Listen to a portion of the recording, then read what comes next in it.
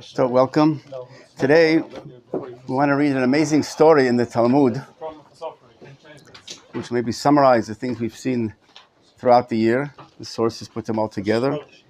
But this very strong story, if it wasn't written, I wouldn't be able to read such a thing, which emphasizes how crucial the centrality of the land of Israel is, and the superiority of the land, and to what extent our sages went to ensure that it's not forgotten what they did.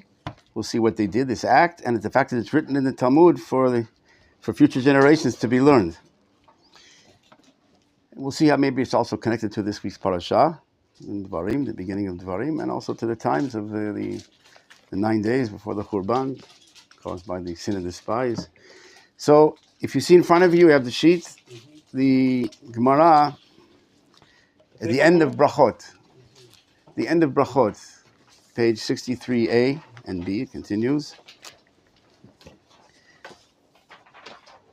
The little background, we're talking about a Tana, Rabbi Chanina ben Achi Rabbi Yoshua.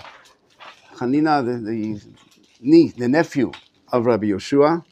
He's the third generation of the Tanaim after the destruction of the temple. Rabbi Akiva was murdered. And this rabbi, was left like the giant of the generation.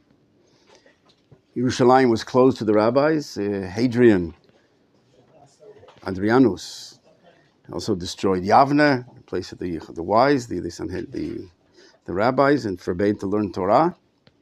So he went to this rabbi found no other way was to build like a central yeshiva, a central Torah study outside of Israel, to be the authoritative source for the Jewish people. Now that Eretz Yisrael is closed off and you can't learn and study and promulgate Torah, so he would go out to Chutz La'aretz, outside the land of Israel, to establish a central, like I said, samchut, authority there. But here, look at the rabbis, how they relate to that. K'shirad Chanina ben Achi Rabbi Yoshua. When Rabbi Chanina went out of Eretz Yisrael, Legola, to the exile, he would now do the intercalation, right, the establishment of the months and the New Year's outside of Israel, which we learned that is supposed to be done in the land of Israel. If you remember the mitzvah Kuf Nun Gimel, the Rambam, that we saw in Halacha, that's supposed to be done in the land of Israel, in the Sanhedrin, in the court in Yerushalayim. But nevertheless, he felt he had no choice, so he started doing that outside the land of Israel. The rabbis from Eretz Yisrael sent 2 rabbis after him.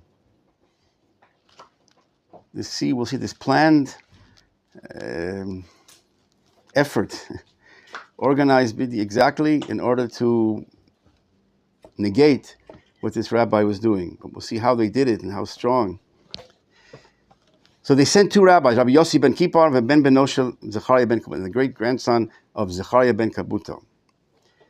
Kevan Shira'otam, Rabbi Chanina sees these 2 rabbis coming from Eretz Yisrael. When he sees them coming to Bavel, he says, "What are you doing here? Amar lama batem? Why have you come? What brings you here?" Amrule lilmod Torah banu. We came to learn Torah. It's a big praise. The rabbis from Eretz Yisrael are coming to him, to his yeshiva, in Bavel, to learn Torah. Ichriz alehem. Anashim halalu gdolei adorim. These people, right? Chanina heard the praise that they make. They praised him, so to speak, coming to learn Torah by him. So he also praised them. He announced them to be giants of the generation. Look at these great rabbis that have come to learn Torah here. V'avotehem shimshu b'beit hamikdash, and their forefathers worked in the temple, just like it says, v'Zechariah ben Kabutal Omer harbei pamim kariti lefanav b'sefer Daniel. In other words, in the temple, they used to, the Kohen, on Yom Kippur, the night, they would read in front of the Kohen so he wouldn't fall asleep. Read in front of him interesting things to keep him awake. So he says, Zechariah ben Kabutal was one that he says, yes, I read a few times in the before the Kohen, the book of Daniel. In other words, this is the son, one of the people that was sent was Ben Beno, right? This great grandson of Zechariah ben Kabutal. So he says, you see, we have these great people that are coming to learn by us in Eretz, and to me, in Eretz, in Bavel, in Chutz La'aretz. And all of a sudden, a turning point here. Hitchil hu metamei v'hem metarim. All of a sudden, he gives a certain legal legislation that this is something that is tamei, that's impure. And these rabbis say, no, it's tahor, it's pure. Hu oser v'hem metirim. He says something forbidden, and they say, no, it's mutar, it's allowed. Everything he says, they say the opposite. Like there's a bulb, how do you say, a board outside, a billboard, right? Whatever, and they put up an announcement, the rabbi says this, and this is the legislation, this is forbidden. They put up a notice, these two rabbis, no, Mapi told me, you're wrong, it's allowed. Everything he says the opposite. A big disgrace here, it's a big, it's a shaming. Everything he said, like these rabbis, he said they're great rabbis, and now they're disclaiming him, whatever. So he gets up and announces, Anashim halalu shel shavhem, shel tohem. These rabbis are void and empty. They're meaning, they're shel shav. It's in English. They're say in English, the translation here. They are men of no worth, of desolation.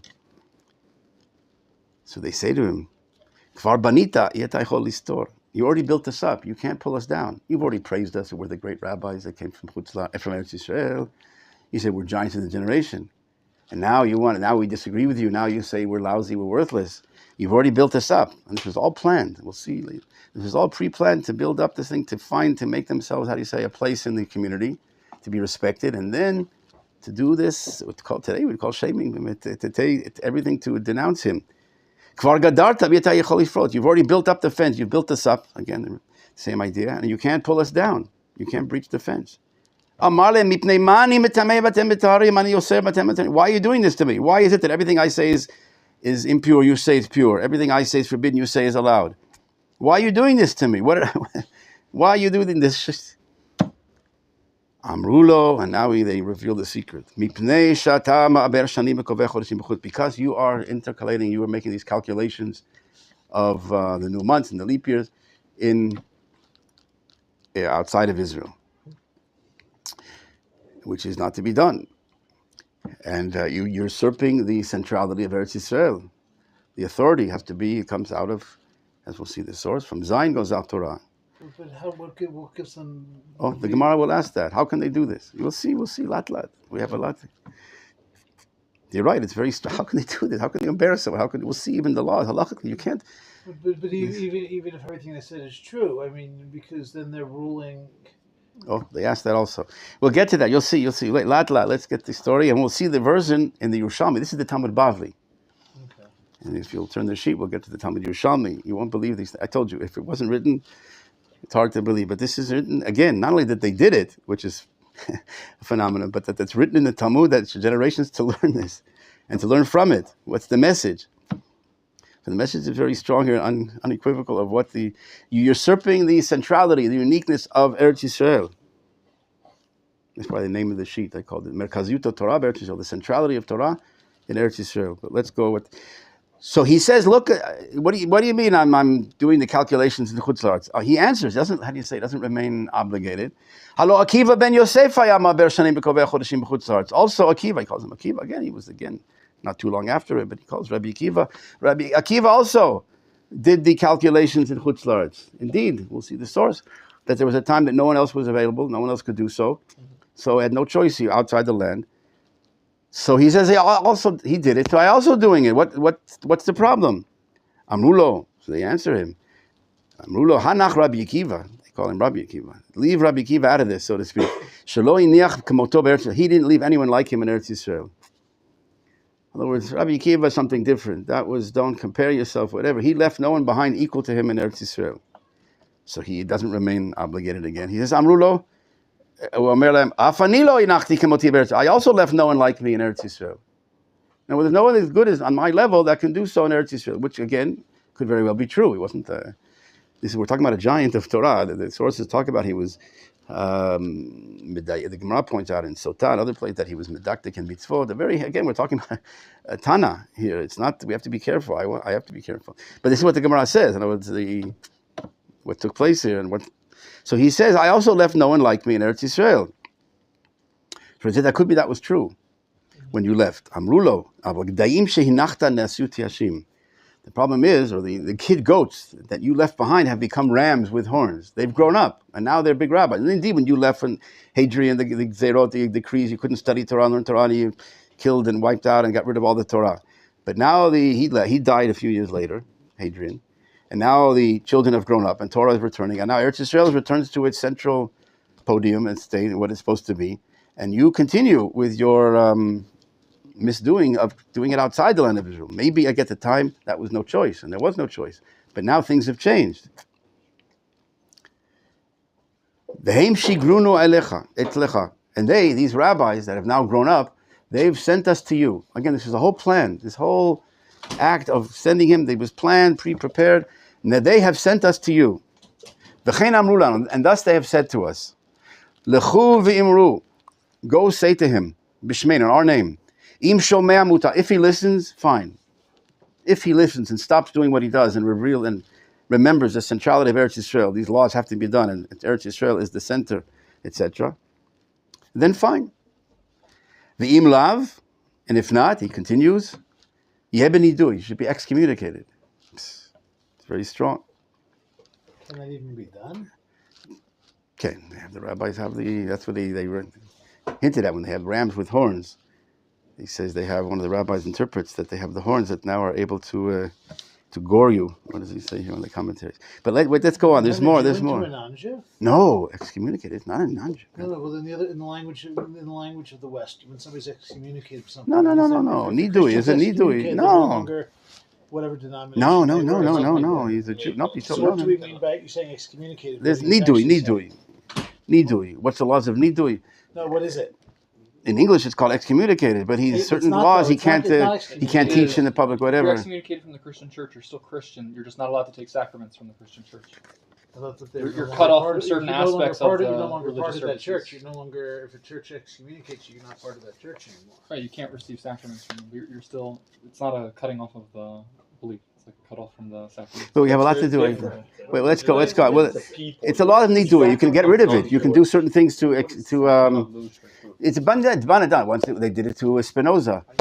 But again, in the Gemara, there's also a few cases, and also how do you say revoke it, so to speak? What he has to do. But it's not the same with Christianity. But nidui, it's a level of distancing him from the public. And the top of the next page, but it's in front of you, the same thing. But the imru lachenu, and go say to our brothers, the community. No, it's the same thing. In the second part, that's underlined. The same part of the sheet, but it's just on the Gemara. It's the top of the next page. Yeah. And you have put them together. And go say to our brothers. In other words, he listens, fine. If not, he's excommunicated. What about the people, the community that are listening to him? That he's the rabbi. Here we are in America. We have a rabbi, and we're following him, and he's our leader. So if they listen to me, or to you two rabbis, in our name, mutav, they stop listening to him and recognize that even outside of Israel, the recognition of the centrality, even when they're outside of the land, but to recognize where the ideal is, where they go, where the central force is, etc., the Torah that comes out of Zion. They remember the ideal at least. If they listen, fine. V'im lav, so what do? If they don't listen? Yalu lahar, they should go up to a mountain, Rashi explains, to one of the mountains, like one of the nations, to build an altar, so to speak, to build a new religion. Go up, make a new altar, make a new lahar. Achiyah was the, Rashi says, Adam Gadol, the leader of the leader of the exile there. He should go up and build an altar. Hananiah, the rabbi here, he was a Levi. He should go and play with the kinor. V'yichabru kulam, and they would be atoned for. In other words, they make a new Beit HaMikdash, you have a new parallel Judaism. We have Yerushalayim, Eretz Yisrael, and you'll have a new thing, and get up and say, Ein lehem chelek b'Elokei Yisrael, but announce, and you should know, no longer we have a portion of the God of Israel. Again, this shock treatment, this whole thing, literally, a lot to talk about, but it was done also a few other times against the Mashiach, certain false Mashiach. But the shock treatment, doing this whole plan of shaming, and getting up and saying, now, are you with him? Or you recognize that your mistake? either he also can recognize, now I made a mistake, and now my time is up, and now I have to relinquish the power that I assumed and the authority that I took upon myself outside of Israel and return it to its proper place. But if not, and the people, if not, then you have a new religion. You have a new, you're doing the same mitzvot, the same commandments, build an altar, build the sacrifices, and he's a Levi, he should do the singing. But you should know that that's no longer part of the God of Israel. So far, we'll see the Yerushalmi's version of this. It gets, how do you say, more stronger even. Miyad ga'u, it worked. The trick, how do you say, the shock treatment worked. Miyad go, they all got up and cried. Ki olam b'bchia, crying. Va'amru, chas v'shalom, God forbid. Yesh lanu chelek be'elokei Yisrael. Now they caught their senses. They're back to remember and recognize that we don't want to separate ourselves from the nation of Israel. We realize now that we have to be connected to the land of Israel. But the Gemara asks your question. V'kol kach lama? How could they do such a thing? It's so severe, of shaming him and doing because it says, Ki mitzion tetzeh Torah udvar Hashem Yerushalayim. It's so severe that the centrality of Eretz Yisrael, of what it means when the Torah comes down to that, that's the bridge. That's what enables God's name to come to the world. This is not something that is Zionist propaganda, whatever. As we've learned throughout the year, that this is how the ideal, remember, 2 pieces of metal that enable God's blessing, life, force to come to all of reality, all of, not just the Jewish people, to all of existence, to bring a blessing to all, to uplift all, to perfect the world.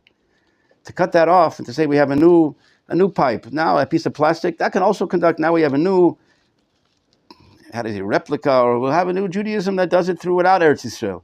That's not just they can forgive them, it's a little mistake, it's a little, what's the difference? It's the blessing of the whole world depends on this. It's like a person that, I'll wait later and get to you more when it goes on. So anyway, it's very severe. So the rabbis say from Zion goes out Torah. That's the object. They have to recognize that even after the destruction of the temple, the intercalation, all these laws have to be done in Eretz Yisrael. But the Gemara goes on and asks what you said, if we still have some time. Bishlama, it's not underlined here, but the Gemara goes on. That makes sense that they purify what he made impure. The Chumrah, they made like the more, strict opinion. But the opposite, how can it be that when he said something was forbidden and with tameh, it was impure, they make it pure? Just to, to pull him down, to shame him, to recognize and to shock them, to whatever, to recognize that this isn't the center of Torah anymore.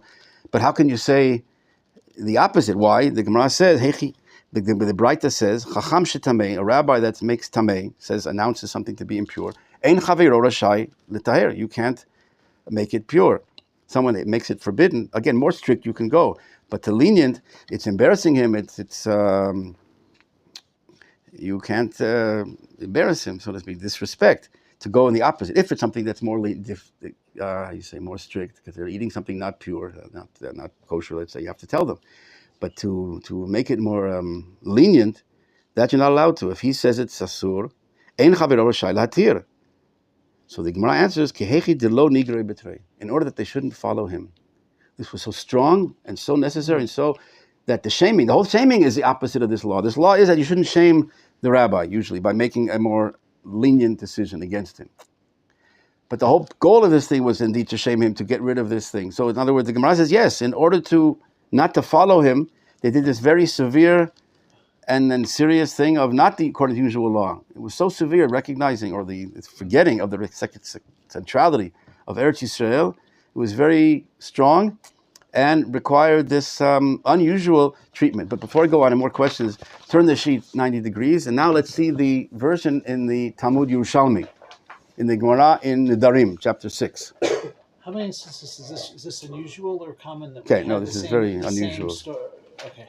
That they have the same story. The Talmud story written up in both. No, that's a lot of things. There's at the end of the Gemarot, there's a commentary called Yefei Naim, and he always brings the parallel of at the end. There's commentaries in the back of the Gemara printed, whatever. So one of them he brings down the parallel source in the Yerushalmi. There's many sugiyot that are parallel, stories and laws, and many. Yeah, it's the same oral law. They pass back and forth. Look how it says it here. It says, I'll just read you quickly in the English part. 90 degrees. Yeah, this one. Oh, this one. Oh, okay. Turn it sideways, right. Because this is an interesting argument in favor of using the Talmud Yerushalmi's just stop. Why is that? Because if he shouldn't be decreeing halacha from outside Eretz Yisrael.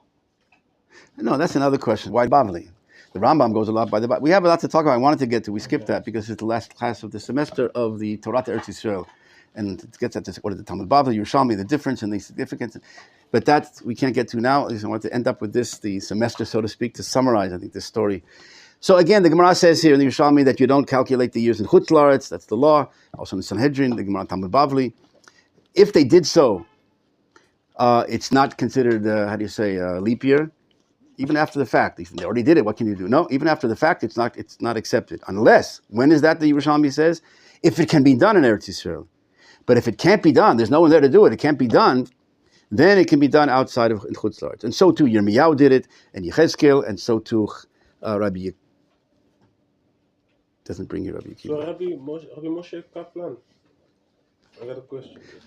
So first question to catch up. Because with counting the days, what do you mean? Like making a calendar or just counting? No, there's two things. There's the adding of there's 11 days difference between the lunar cycle and the solar. So 11 days, and Pesach has to be on the Aviv in the spring.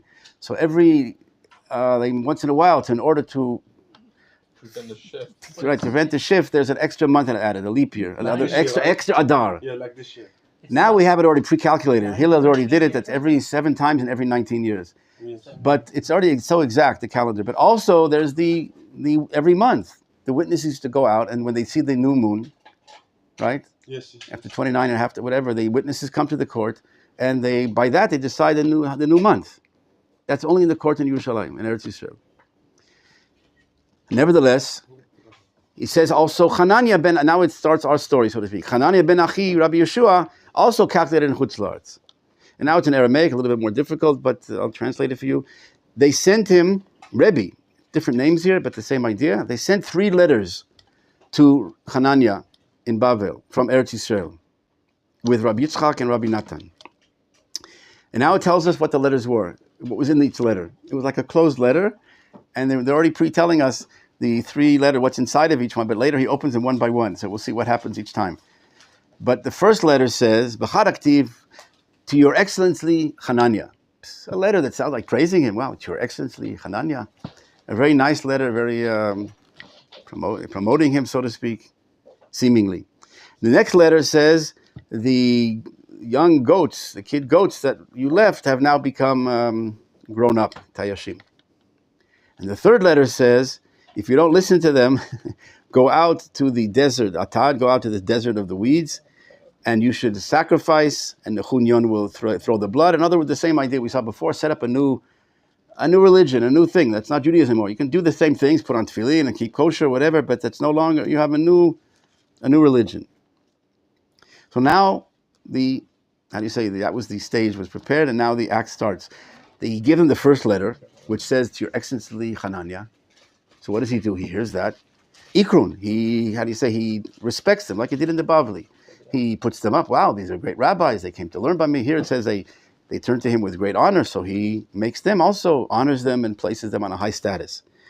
The second letter already says the small kids have become goats, whatever. So that can go either way. So it means maybe that these small rabbis that I left have now become great rabbis, and they're coming again to learn by me. Also a praising situation. So he makes them ikrun. He makes them mechubad, makes them honored.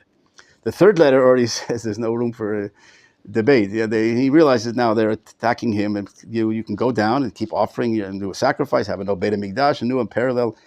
But it's not Judaism anymore. It's not the vehicle that God reveals His name through the world. The mitzvot are not just the same mitzvot you can do. A monkey can do them, put on tefillin. It's not the same. It's not the vehicle that God prescribed and made that brings His name to the world. Through Eretz Yisrael, as we've seen, right? Atachad, you're one, and your name is one, revealed to the nation of Israel and the land of Israel. That's the vehicle throughout the year. We've seen all these sources that this is the vehicle that God created, that God prescribed. It's not just the accident of themselves or some miracle worker that if anyone, I don't know, like a monkey puts on tefillin, it doesn't have the effect. It's the whole book of the Kuzari, that how God prescribes and tells us when and where and how to do things, not by human opinions and searching for God, my good intentions, right? The book starts, right? It has good intentions, but your actions, there's actions that God prescribes. How, like I said, 2 pieces of metal conduct. That is created by God with these attributes that enable that conductivity, electricity. You can take a piece of plastic and think, I want the same thing. I want it to flow through it. It's the same thing. It looks to me the same. And it doesn't go by you. But let's go on first before I get to more of the conclusions here. So now these 2 rabbis were now enhanced, so they say, elevated in the eyes of the community. They're sitting up in the front, how do you say, on the bima, with the Hanania. And he gives them the 3rd letter, and he tries to, again, to embarrass them and to say, you guys are nothing, worthless. And again, they say to him, you can't do so because you've already built us up, just like the Talmud Bavli. But now there's an addition here. One rabbi gets up. They're giving the speech, right? They honors him with what can he do? He honors with the speech. And listen to what it says. You're looking inside to see that I'm not making this up. Kam Rabbi Yitzchak, and he starts reading the Torah. He takes the Chumash and starts reading to them. He gives a sermon. It says in the Torah, Katuv Baraita, I don't want to skip here. Eile Moadei Chananya ben Achi Rabbi Shua. These are the holidays of Chananya ben Achi Rabbi Shua. He starts reading the Torah, and he's saying, right, these are the holidays of Chananya, whatever. They all yell at him.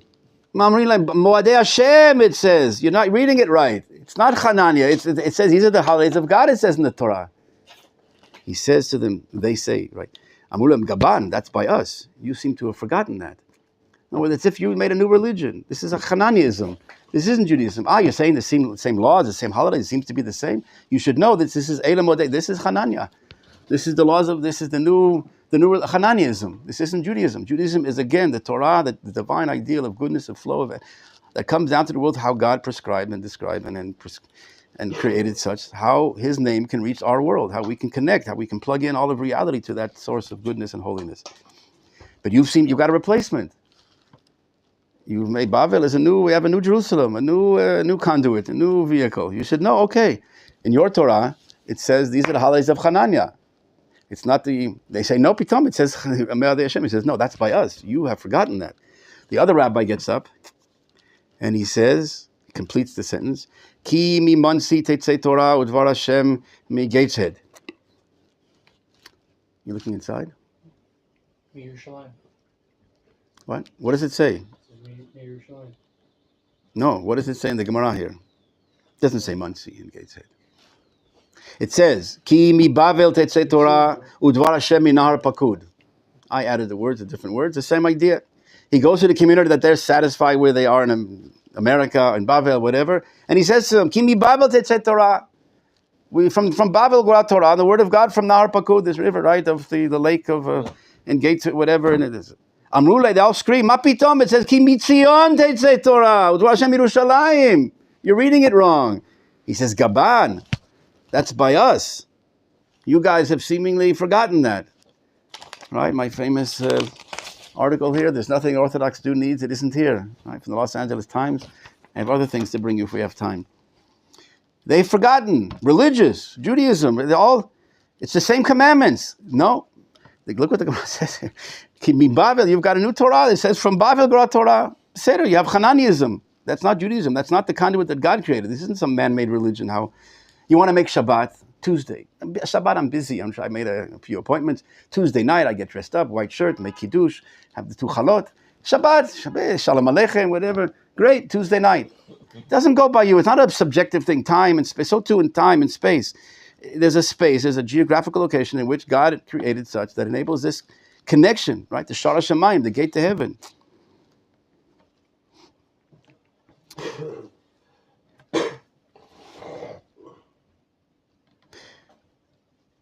So this rabbi was sort of, again, shocked, you could say. He gets up and he goes, Kabbalah late, Gaber Rabbi Yehuda ben Betera. He goes to the great rabbi of the generation, apparently, in Nitzivim, to Rabbi Yehuda ben Betera, and goes to him to complain to him. Look what these guys are doing. These guys from Eretz Yisrael came. What a shaming! What a thing! They get up and pay Kibi Beitzim, Moshe, whatever. Kimi Mansi. How can you? What? This is disgrace. So he goes to complain to them. And now the Aramaic, there's 2 different interpretations, as you see here. The commentary, the Korban Aidan, the Yerushalmi, the Penei Moshe. But the gist is, he says to them, Amarle, he says, Rabbi Yehuda ben Betera answers him, Achareim, go after them. They're right, go by their calendar. The Eretz Yisrael is a central place, whatever. But he says, wait a minute. He doesn't stay, remain silent. He says, well, who knows what I left behind me? Who knows that they're greater than I am now?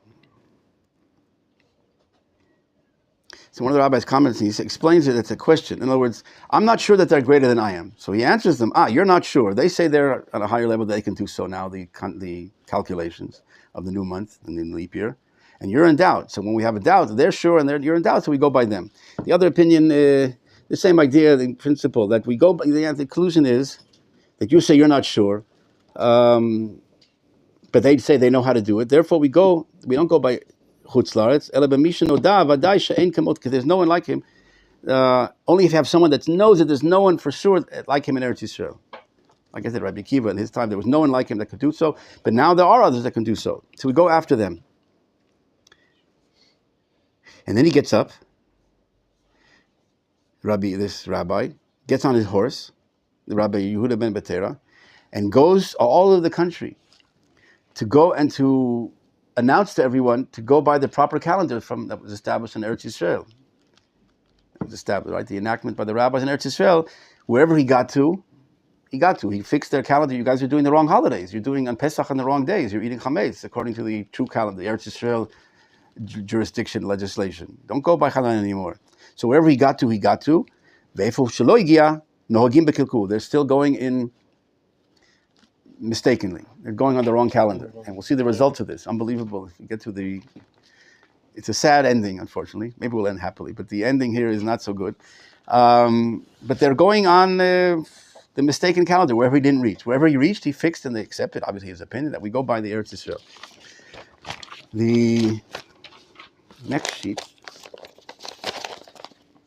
If I have enough for everyone. The extra day, is that connected to this? Or is that, No. The calendar, whatever it was, there was a discrepancy of the two calendars. And this rabbi said, no, we go by them, you're wrong, and accepted. And he went around the world. He went around as far as he can reach. Is there enough for everyone? I don't know if we have enough. Well, I mean, the extra day when we have some holidays. No, that's something else. Today, what we have the pre-established calendar. Now we go by, we all have the same. No. So now the Gemara continues, the Yerushalmi, on the verse that says, I love very much, God says, the rabbis of the exile, the scholars of Eretz Yisrael. Even so, in spite of that, the commentator Pnei Moshe adds the word to make it more understandable. In spite of that, even more so, Chaviv Alai is dearer to me, Kat Tana, a small group in Eretz Yisrael, than the great Sanhedrin in Chutz La'aretz. In other words, I prefer, with all the goodness of the rabbis in Chutz La'aretz, I prefer the small group in Eretz Yisrael, as opposed to this great group in the great Sanhedrin. The rabbis that, again, to be a Sanhedrin, you have to be ordained in Eretz Yisrael. But the rabbi, they're allowed to go outside, so to speak, to continue. They have the authority. We'll see. We mentioned that once when we saw the Khatam Sofer, so the Gemara and the Sanhedrin. But nevertheless, he said, I prefer a small group rather than the great Sanhedrin in Chutz La'aretz. How can that be? In other words, the great Sanhedrin is the quantity and the quality. It's saying here, I prefer the small quantity and even the quality, as opposed to the Sanhedrin, the great rabbis outside of Eretz Yisrael. So there's a commentary here in the book of Yalkut Eretz Yisrael by Yehuda Tisling, over 30 years ago. I don't know if we can read it. It's hard for me to read it. Mine is already so. He explains like this. Again, based on all that we've seen throughout the year, this should be clear of understanding that we're talking about an objective vehicle of how God created the world and how we can connect to Him, how the world can connect to Him. Now, God isn't in Eretz Yisrael. We mentioned the Ramban we saw in Vayikra 18:25. It's not like God is limited to a certain location. God is beyond space, but how we can connect, He created the world such that the finite can link to the infinite. What's this bridge? We mentioned Sinai, the bridge, the link, the ladder. So God created a ladder that enables this connection. So here he brings it to this explanation here like this. It says in the Yerushalmi that's dealing with the calculation of the extra leap years in Chutz La'aretz. And it says, the conclusion is that Ki mitzion tetzeh Torah, right? Based on the verse that from Zion goes out Torah. And therefore you don't calculate the years except in the court in Yerushalayim specifically, Dafka. And also see the Gemara in Brachot 63, which we saw, of the whole story of Hananiah. And then it says also, we skipped these sources that I would have brought down to you during the year. I wanted to do a Torah Eretz Yisrael. In the Pirkei de Rabbi Eliezer, the famous important Midrash, Pirkei de Rabbi Eliezer, chapter 8, it says, Afilu tzadikim v'chachamim b'chutz la'aretz. Even if you have tzadikim, righteous people and rabbis, they're scholars in chutz la'aretz, and you have a simple ro'et tzon, the shepherd, simple Jew shepherd in Eretz Yisrael, ein ma'abrim et hashana el ha'idei ro'et tzon b'bakar. You don't do the calculation, you don't do the leap years, except through the shepherd in Eretz Yisrael, and not through these tzaddikim in Chutz La'aretz. And even if you have prophets in Chutz La'aretz, again, there's no prophecy in Chutz La'aretz, but people that are worthy of, right, the Gemara in Moed Katan 25 and other sources, that there's no revealed prophecy in Shekhinah outside of Eretz Yisrael. But nevertheless, the people that were on this level of prophecy in Chutz La'aretz, and you have simple people, Hedyotim in Eretz Yisrael, no, so who's better? Again, the emphasis of the rabbis in the Pirkei Rabbi Eliezer, this Midrash, that obviously the tzaddikim and the chachamim and the prophets are on a higher level, quality level than the simple people, the shepherds. But nevertheless, it goes through the vehicle of this conduit of God's name, and this energy of this sanctity of time in this case, goes through those simple people in Eretz Yisrael. That's the vehicle. Again, you have a tiny piece of rusty metal or a fancy piece of plastic. It doesn't conduct the plastic. It's bigger, it's fancier, it seems to be higher quality and quantity, a big piece. It doesn't go by that. The rabbi is emphasizing here, just like we said before, the Gemara that he's coming to explain, that I prefer a small group, quantity level, and even quality, as opposed to the Sanhedrin in Chutz La'aretz. So why? So he goes on to explain here. And that's what it says in Yerushalmi, that is greater, more dear to me. The small group in Eretz Yisrael, rather than Sanhedrin, the great Sanhedrin in Chutz La'aretz, and this is true. Why? It seems to me to explain that it is known that the Hasha'at HaShechina v'Itgalut Elukit rak be'Eretz Yisrael. The revelation, or the Hasha'at HaShechina, the flowing of the Shechina, divine presence, exists, and the revelation of God is only in Eretz Yisrael. Again, that's what we've seen throughout the year, right? The nation in the land of Israel, that's the vehicle outside of Chutz, all the sources that the Cheskel, right? The Chutz La'aretz is the Chilul Hashem, God's name cannot be revealed in its fullness. Yecheskel 37, the dry bones, the graveyard, all these sources that, again, try to put together what we've seen throughout the year. That the vehicle of godliness in our world, to reveal, to connect to that, to plug in all of creation, in other words, to bring the blessing of goodness, to uplift all of reality beyond what we have today, that's through the Jewish presence in the land of Israel. And we'll see later that there's no forgiveness on that. This is the sin of the calf, the Or Sameach, right, the Meshech Chochmah, Rabbi Meir Simcha Mitzvinsk. The sin of the calf, the golden calf, God forgave. The sin of the spies, God didn't forgive. It's not because, why can't you forgive? Like a person takes poison or swallows poison, he goes to the doctor says, I'm sorry, he's sick, or God forbid, he might die. And the guy says, what, you can't have any mercy? No mercy? What are you can't be, you're so strict, you're so this, why can't you have a little mercy on the guy? He's young, he didn't mean it, an accident. It's not a matter of forgiving and mercy. This is a reality. Eretz Yisrael is the vehicle. That's the way the world is created such. The blessing that comes to the world, to deny that blessing, to think you have a new replicate, a new substitute, it's preventing the blessing to all of creation. What's at stake here is not some small thing. It's objective reality. And we'll see later that there's no forgiveness on that. There can't be forgiveness. It's not a matter of forgiveness. That's the way the world is built. To forget that and the sin of the spies that caused all the suffering that we're mourning for today, and then still the first temple, the second temple, etc. Because of that tragedy of the thinking that we have a new place, a new home, a new, what the Rabbi Yaakov Emden writes, that all the expulsion from Spain and all the suffering and the the Inquisition, is because we felt we had a new home, a new golden age of Spain, Torah learning, freedom, religious freedom. We have the golden age. Things were so good. We have a new Jerusalem. He says, when you forget Jerusalem, again, if you're there and recognize that we're not at home and we pray, we want to come home, we point our feet. He says, if you're pointing your feet isn't enough. If you could actually go, right, we all point our feet to Eretz Yisrael, right? We all pray in the direction. He says, that's enough if you're, under coercion, under this duress, when you can't go. But when you can go, it's like the Kuzari said, the chirping of the bird, a parakeet. You're just repeating the words. You have no intention to be there. Now the gates are open. You're saying, God, bring us to next year in Jerusalem, right? The end of the Seder Pesach. Next year in Jerusalem. You have no intention. But he says that all the suffering comes because we forget Yerushalayim. Also the Or Sameach that I mentioned before in his commentary on the Torah, the Meshech Chochmah, one of the giants of the previous generation, right? Died in 1928. In Parashat Chukotai, it's a long thing to discuss, but he says that we get to a new place and we feel out of place, right? Like in Bavel. How can we sing the song of God on the right on Naharot Bavel, on the rivers of Babylon, the Tehillim there? How can we sing the song of God in this impure land, etc.? And you get used to it. The next generation gets used to learning. They set up yeshivot. They have Torah. They have rabbis. And the next generation says, "We're born. This is home. This is our." I want to read you what it says. So if I have time here.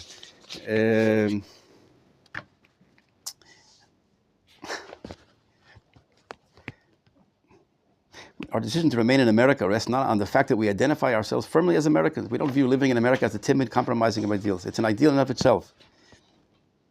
We believe that American culture is our culture, and certainly Jewish culture has contributed to it. There's nothing shameful about being an American. Quite the reverse is true.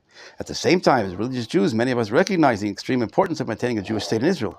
But being a Zionist in America is at no odds with that. And it doesn't impact our allegiance to America. He says, what did he say that? So his culture, American culture is our culture. So the Or Sameach writes there that when you say that Berlin is Jerusalem, that's his example, 1928. When you say Berlin, we have a new Jerusalem. Right, the Reform movement, right, said that also. I have the quotes here that we have a new Jerusalem. We don't need that. We have Berlin. We're no longer a nation. We're just religion. But he says when you think that Berlin is the new Jerusalem, then will come a ruach sarah, hurricane will uproot you and remind you that you're not at home. God forbid. But it's again, and we'll see if we have time, the results of this previous story of Hananiah.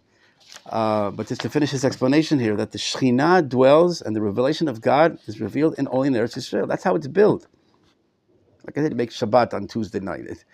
And doing the same laws, the same acts. So they sell it. That's Hananiaism. That's not Judaism. That's not the vehicle that God created. The service of God is how He prescribed, and He created the world such.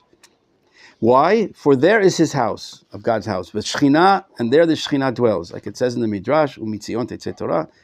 And when the Jews are loving the land of Israel, the dust of the land of Israel, and mitrapkim, they embrace it with love, and they don't leave it even when it's destroyed, then God dwells His Shekhinah upon them on the Holy Land, because Israel and God are one. This source in the rabbis that the divine, the flow of God comes through the Jewish people in the land of Israel.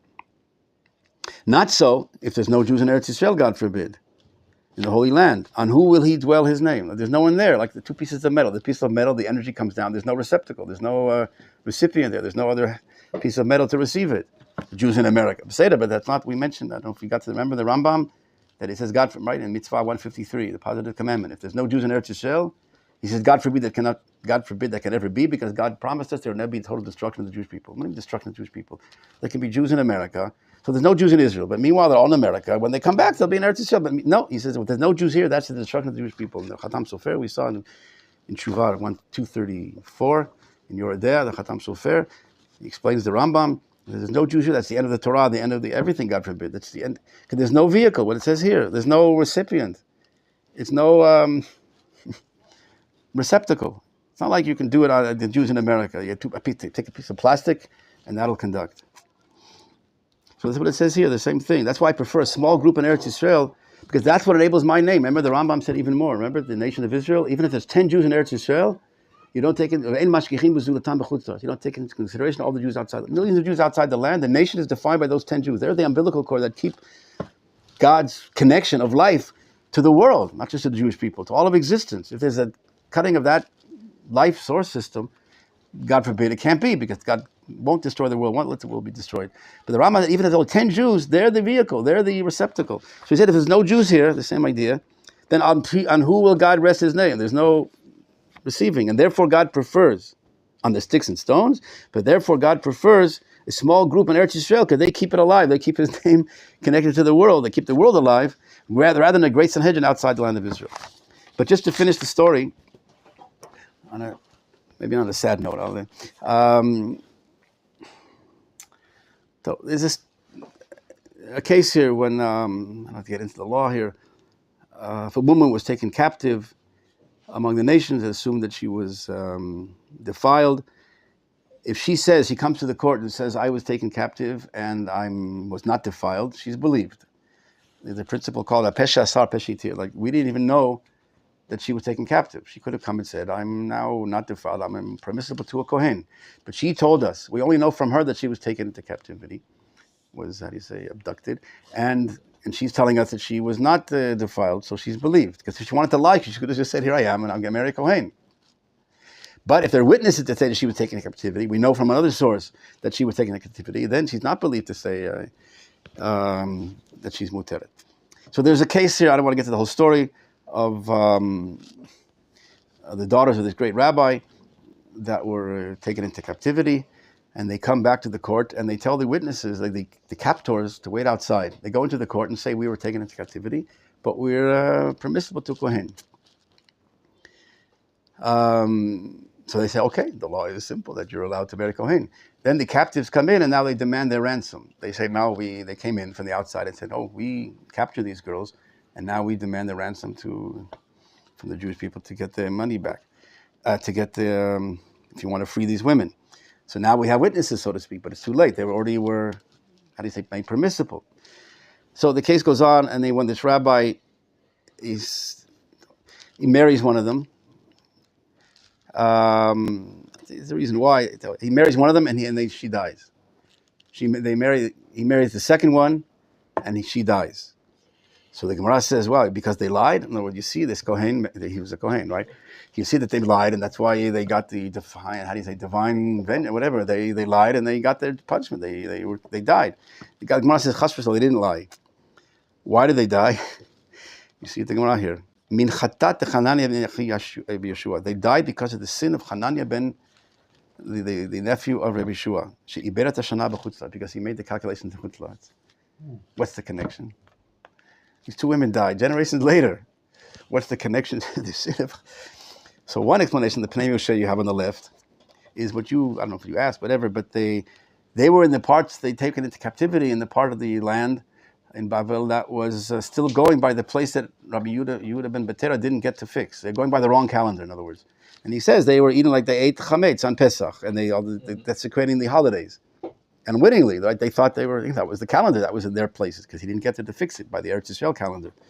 So they sinned, so they went by the wrong calendar, so they divine punishment. The source on the bottom, if you see, the Korban Eidah underlined, because of the sin of Hananiah that make the calculations in Chutz La'aretz, and you don't do so except in Eretz Yisrael. And in the Bavli it says explicitly the whole story of the case of what Hananiah did. And it seems that these daughters of Shmuel were from the seed of Hananiah. They were descendants of Hananiah. This divine, what's it called? Retribution, that's the word I wanted. Retribution, generations later.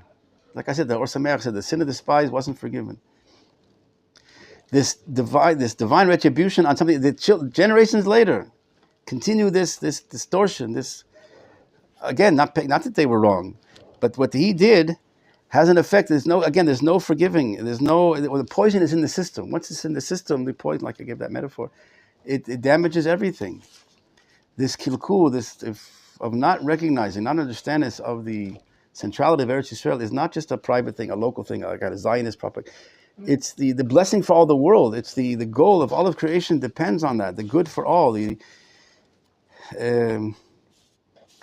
Lots of talking also the Parshat Shavua, but maybe we'll just end the positive note that Rav Kook writes in the letter 96 that the exile and all the suffering and all the world, the darkness of the world, is because of the sin of the spies, of the lack of we don't announce properly, understand, and then delve into and the significance of of Eretz Yisrael.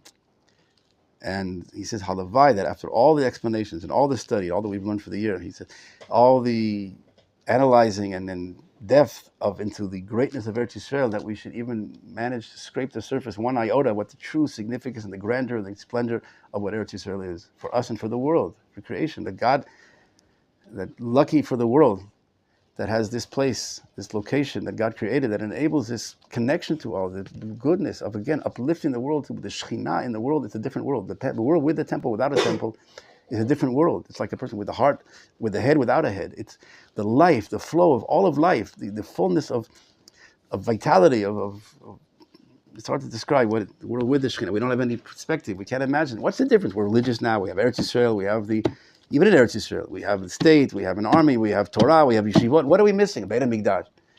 We don't even know, we're not aware of it. Now we don't even think, who needs it? When it comes back to the Beit HaMikdash, we want to understand how once we live without it. It's this energy level. It's hard to describe this because, again, we don't have it, so we assume this is life. What's this more life? Either dead or alive. What do you mean more life? The world with life, with divine, the Shekhinah revealed, flowing, that all of life, all of society, all of the culture, everything is so imbued, infused with energy, with goodness, with holiness, with harmony, uplifting ad infinitum to the greatness. And that's what we're mourning for, the lack of that. And we're hoping for the study of Torah and the love of Eretz Yisrael to get rid of that sin of the despise and to come back to the greatness and recognition of the centrality of Eretz Yisrael, to live here, to be here, and to appreciate it. And B'ezrat Hashem, to fix that sin and to bring about B'ezrat Hashem the return of the rebuilding of the third and final temple. B'ezrat Hashem, Rabbi, Amenu. Amen. Rabbi, I had a question. How does that work? What are the justifications then